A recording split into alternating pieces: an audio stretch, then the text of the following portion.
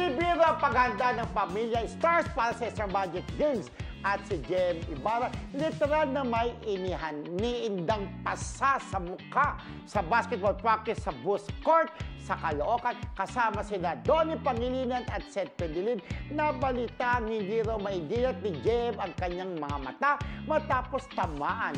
Di malinaw kung bola o tao ang salarin. Hindi lang pinatay pa, di ba? Dapat sanang dadalo si Jem kasama si Piang Smith sa celebrity screening ng Love at First Strike pero naudlot dahil sa injury. Pero sa ngayon, good news dahil maayos na raw ang lagay ng aktor at nagpapagaling na.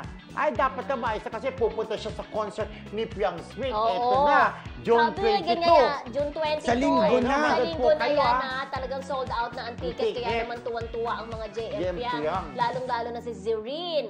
Ayan yung mga JM Piang. Telma, ayan. Si editor ni JM Piang, hello. Ayan, so sa linggo na yan, kailangan magpagaling. Lagyan niya ng maraming yelo para maalis yung kaya naman pagalingin yan agad, di ba? Kasi kailangan siya sa Sunday. Tama na. Ito nga, kahit hindi naman siya makapunta sa event ng Star Magic, ang malagay sa concert dahil talagang abangan siya dyan, di ba? At saka si Michelle Alberto. Hi, Michelle Alberto ng JM Piang. Hi, Michelle. Ang magjowa, JM Piang. Magjowa na JM Piang Ibarra. Okay.